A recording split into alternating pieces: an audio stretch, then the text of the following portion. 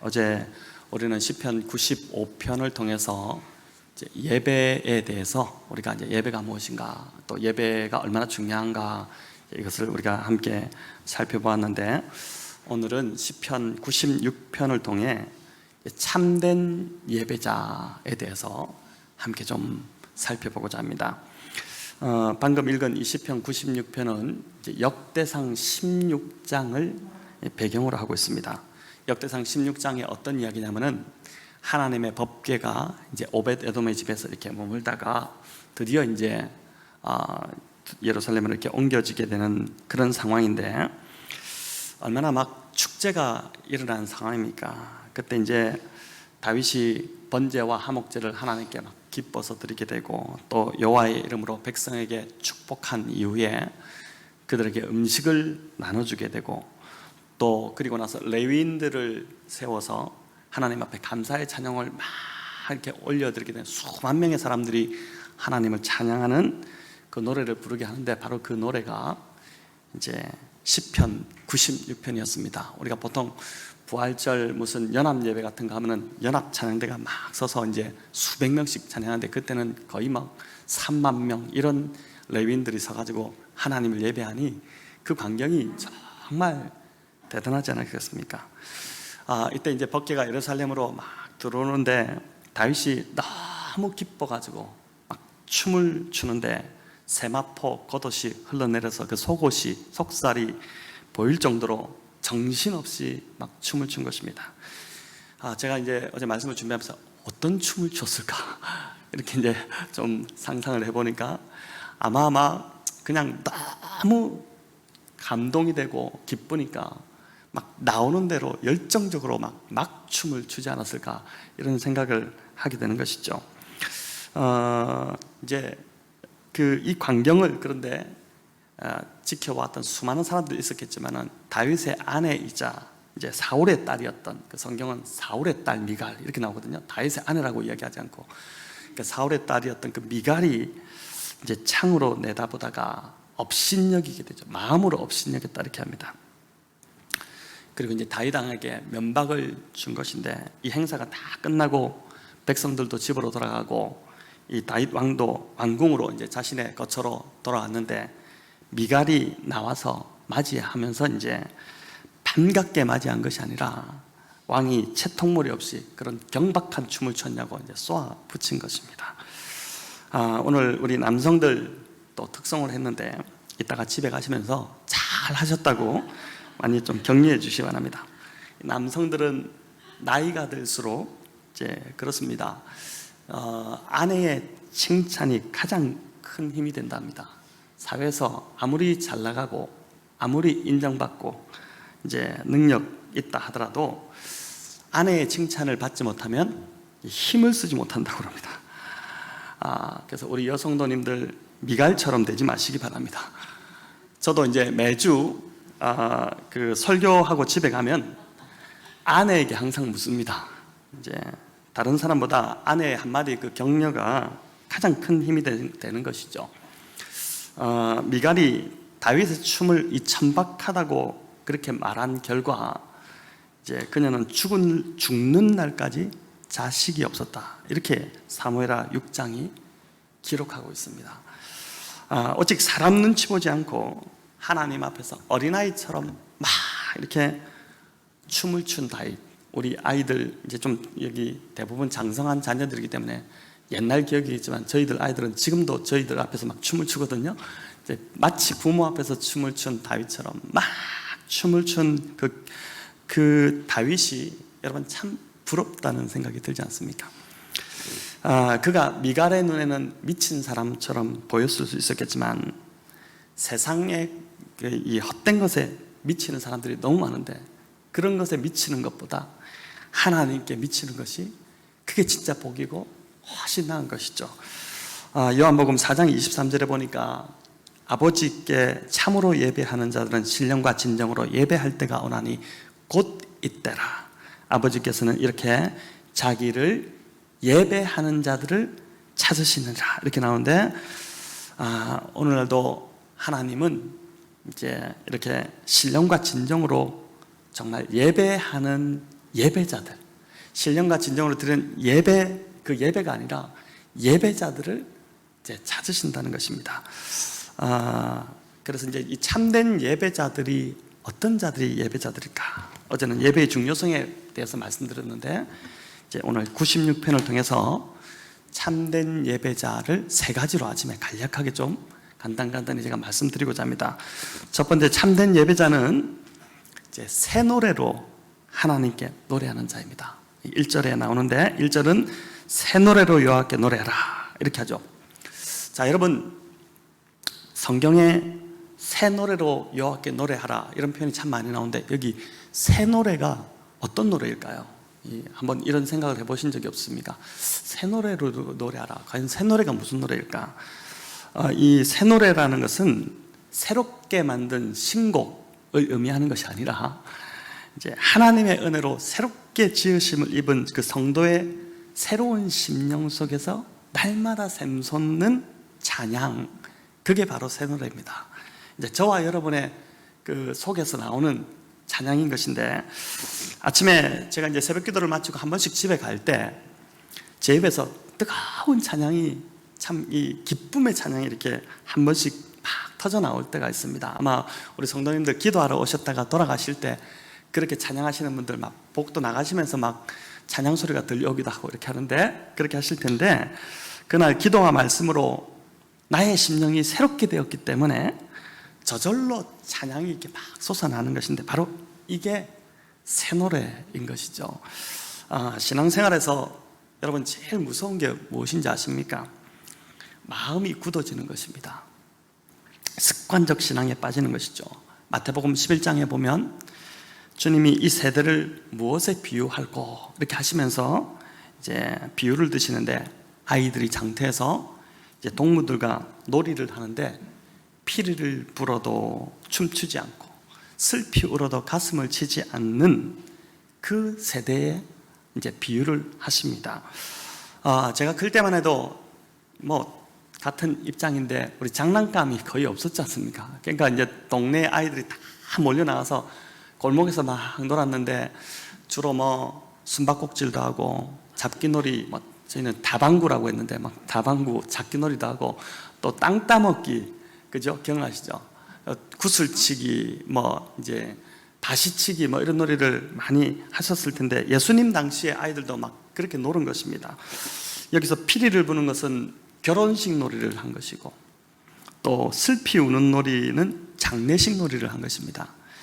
그러니까 결혼식 놀이나 장례식 놀이 이 모두에 반응하지 않았다는 것인데, 이는 당시 영적으로 마음이 이렇게 굳어져 있던 바리새인들을 향한 경고였습니다. 세례 요한이 와도 반응하지 않았고, 예수님이 와도 반응하지 않았다는 것이죠. 아니, 반응을 하지 않은 것이 아니라 적대적으로 반응을 한 것이 문제였던 것이죠. 혹시 요즘 내가 말씀을 들어도 별 이렇게 반응이 내 안에서 없는 것 같고, 찬양을 불러도 어떤 감동도 없고, 마음이 굳어진 것 같다면 이제 주님과의 관계를 점검해 보셔야 됩니다. 예배가, 우리의 예배를 드릴 때의 나의 모습이 나의 영적 어떤 바로미터 같은 그런 역할을 하는 것이거든요. 우리가 지금 다른 분이 아니라 바로 만왕의 우리 주님, 그 예수님께 예배를 드리는 것인데, 그분과 전혀 관계없는 삶이라면, 또 주님이 싫어하시는 어떤 죄된 삶을 살고 있다면 당연히 내 속에서 이 솟아오르는 새 노래, 새 찬양이 있을 수 없다는 것이죠. 교회를 이렇게 다니는 것이 가장 불행한 것입니다, 여러분. 그래서 아마 우리 성도님들은 대부분 지금 많이 행복해 하시고 매주 주일이 기다려진다고 하시고 그렇게 하는데, 그러나 혹 오늘 기도 가운데 내 삶을 잘 좀 점검해 보시고 새 노래가 내 속에서 매일같이 샘솟지 않는다면은, 하나님 그 은혜를 이번 올 한 해 신년 매주 예배마다 또 내 개인의 묵상의 자리에 앉을 때마다 하나님 새 노래가 샘솟게 해주시옵소서, 이렇게 좀 기도하시는 저 여러분 되면 좋겠습니다. 두 번째는 이제 참된 예배자, 두 번째 참된 예배자는 삶으로 예배하는 자입니다. 많은 그리스도인들이 예배를 어떻게 이해하냐면은 주일 오전에 1시간 정도 드리는 그 시간, 그 모임 정도로 이제 생각을 합니다. 찬양, 기도, 설교, 헌금 등으로 이루어지는 1시간 좀 넘는 그 시간을 예배의 전부로 이렇게 알고 있습니다. 우리가 주일 오전에 1시간을 잘 드리면 하나님께서 기뻐하실 것이다, 이렇게 생각하는데 여러분, 그렇지 않습니다. 이제 신학자 캠벨 몰간, 영국의 유명한 이제 신학자시죠. 이분이 삶의 방식으로서의 예배가 6일 동안 먼저 선행되지 않는다면 성소에서의 예배란 무의미합니다, 이렇게 이제 이야기했습니다. 우리가 6일 동안 살고 싶은 대로 막 살고 나서 주일 아침에 와서 하나님께 충만하게 예배하기를 기대한다면은 이제 이것은 굉장히 어리석은 생각일 뿐이라는 것이죠. 예배에 대한 책을 쓰신 로널드 알렌이라는 분이 짧은 한마디를 남겼는데 이게 참 와닿았습니다. 우리 같이 한번 읽어볼까요? 오늘날 현대인들이 주일에 교회 의자에서 실패하는 이유는 우리 일상에서 실패하기 때문이다. 참 공감되지 않습니까? 주일 예배에서 세상을 살아갈 힘을 얻기도 하겠지만 당연히 그렇습니다. 그러나 우리의 주일 예배는 그날 와서 뭔가 막 다 얻고 그냥 끝내는 것이 아니라 우리의 6일 동안의 삶의 예배의 정점이 되는 날이 바로 주일이 되어야 된다는 것입니다. 여러분, 그래야지만이 주일이 굉장히 살아있는 예배가 되고 풍성한 예배가 되게 된다는 것이죠. 로마서 12장 1절에는 너희 몸을 하나님이 기뻐하시는 거룩한 산제사로 드리라, 이렇게 하는데, 이 말은 우리 자신을, 우리 삶의 전부를 온전히 또 완전히 주님께 다 드리는 게 삶의 예배다라는 것이죠. 매일 아침 일어날 때에 여러분 이렇게 한번 마음으로 하나님 앞에 기도해 보십시오. 주님, 저는 당신의 것입니다. 제가 어디를 가든 오늘 무엇을 하든 누구를 만나든 제 삶이 당신께 찬양과 영광을 돌리기 원합니다. 주님, 제 삶이 오늘 하루 예배가 되게 하여 주시옵소서. 이렇게 여러분 기도한다면, 그렇게 기도로 시작한다면 오늘 삶이 참 많이 달라질 것입니다. 오늘 시편 96편은 좀 더 구체적으로 삶의 예배를 우리에게 알려주는데 8절을 보시면 여호와의 이름에 합당한 영광을 그에게 돌릴지어다, 이렇게 하면서 두 가지를 이야기합니다. 첫 번째는 예물을 가지고 그 궁정에 들어갈지어다, 예물을 가지고 궁정에 들어갈지어다, 이렇게 하고 있고, 또 두 번째 9절에 보면은 아름답고 거룩한 것으로 여호와께 경배할지어다, 이렇게 하죠.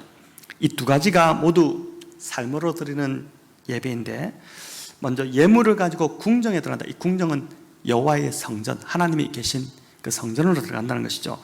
이거는 이제 성전에 들어가는데 예물을 가지고 들어간다는 것은 헌금을 드린다는 그 의미로 볼 수 있는데, 여러분 11조는 내가 가진 것의 10분의 1 그걸 떼서 드리는 것이 아니라 내가 가진 모든 것이 주님께로 왔다는, 주님이 주셨다는 그 고백을 드리는 것이 11조죠. 그죠? 전부가 주님 것입니다. 이 고백을 드리는 것이 11조지 않습니까? 그래서 여기서 예물을 드린다는 것도 뭐 오늘 헌금 얼마를 준비해서 드린다는 것이 아니라 나의 물질의 영역 전부를 주님께 드립니다. 이 고백입니다. 내가 가진 것 다 바치겠다는 말이 아니라 주님이 내 돈의 주인이시고 이제 나에게 주신 이 물질을 주님의 영광을 위해서 사용하겠습니다 라는 고백인 것이죠. 그러니까 가장 인간이 안 되는 것이 뭐냐면은, 우리가 거룩하게 하나님을 믿는다고 하지만은 사실 이 돈 부분에서, 그러니까 이제 종교개혁자들도 지갑이 회개하지 않으면 진정한 회개가 아니다, 이렇게 할 정도로 재정이 가장 참 어떻게 보면 약합니다. 근데 이 재정을 온전히 하나님께 드려서 하나님의 영광을 위해서 마음껏 나의 재정의 주인이 되어 주십시오, 이렇게 드리는 것이 바로 삶의 예배로 들어갈 수 있다는 것이죠. 또 9절에 나오는 아름답고 거룩한 것, 이렇게 했는데 이것은 예배 드릴 때 단정한 목장, 또 거룩한 목장, 아름다운 목장이 아니라 이것은 우리의 거룩한 삶을 의미하는 것입니다. 그러니까 주일에 옷을 잘 입고 오는 것도 중요하지만, 우리 주일에 성도님들 옷을 잘 입고 오시지만 그것도 중요하지만 6일의 삶을 하나님이 기뻐하시는 그 옷을 입고 그 옷에 걸맞은 삶을 살아내는 것, 그게 중요하다라는 것이죠. 여러분, 이것이 이제 바로 두 번째 삶의 예배 라는 것입니다. 참된 예배인데, 참된 예배의 두 번째가 바로 삶의 예배가 이렇게 살아가는 것이 삶의 예배라는 것이죠. 이제 세 번째, 참된 예배자는 하나님의 통치하심을 온전히 받는 자입니다. 구약에서 예배라는 단어가 어디에 제일 먼저 나오는지 아십니까? 제일 먼저 나온 것이 창세기 22장에 아브라함이 이삭을 바치는 그 장면에서 제일 먼저 나옵니다. 종들을 데리고, 아들 이삭을 데리고 하나님 바치라고 했으니까 그 무거운 마음을 가지고 3일 길을 걸어가서 모리아 산에 이르게 되는데, 종들에게 너희는 여기에 짐승과 함께 있고 내가 내 아들과 함께 저 산에 가서 하나님께 예배하고 우리가, 참 아브라함의 믿음을 가지고 한 것, 다시 너희에게 돌아오리라 이렇게 하는데, 내가 저 산에 가서 예배하고 이렇게 할 때 예배가 제일 먼저 이제 성경에 등장합니다. 예배가 바로 아들 이삭을 제물로 바치는 것에 이렇게 사용되었는데, 로마서 12장 1절도 우리 몸을 산 제물로 바치는 것이, 이것이 바로 우리가 드릴 영적 예배다 이렇게 이야기하죠. 구약의 제사에서 제물이 없는, 물론 이제 소제 이런 것도 다 제물이었죠. 그러니까 제물이 없는 제사가 있을 수 없었습니다. 동물을 죽여서 이제 피를 흘려 제사를 드렸는데, 산 제물로 드리라. 하나님이 인간을 이제 그 인간 제물을 원하시는 것이 아니라는 것이 분명하기 때문에, 이 산 제물로 드린다는 것은 우리의 몸이 살아 있지만 그러나 마치 죽어서 바친 짐승처럼 드리라는 것입니다. 이 말은 무슨 말이냐면은, 우리의 아집, 고집, 또 내 주장 이런 거 다 내려놓고 온전히 하나님 뜻에 순종하는 그러한 삶을 살겠다는 고백이 바로 산 제물로 드리는 것이죠. 하나님의 통치와 다스림을 받는 것, 그게 바로 산 제물로 드리는 영적 예배다라는 것이죠. 오늘 본문 10절에 보니까 하나님이 열방을 통치하시기에 세계가 굳게 서고 흔들리지 못할 것이다. 또 13절에 보니까 그가 임하신다 이렇게 하는데, 주기도문에서도 나라가 임하시오며, 그 다음 뭡니까? 나라가 임하시오며 뜻이 하늘에서 이룬 것 같이 땅에서 이루어지다. 그러니까 즉 하나님 나라가 내게 임한다는 것은 어떤 의미냐면은, 나의 뜻 내려놓고 하나님의 뜻에 순종하며 살아가는 그 삶이 바로 하나님 나라가 내 삶에 임한다는 것이죠. 그래서 사무엘상에서도 사무엘이 사울에게 뭐라고 합니까? 순종이 뭐보다 낫다고요? 제사보다 낫고, 또 하나님 말씀을 듣는 것이 수양의 기름보다 낫다 이렇게 한 것이죠.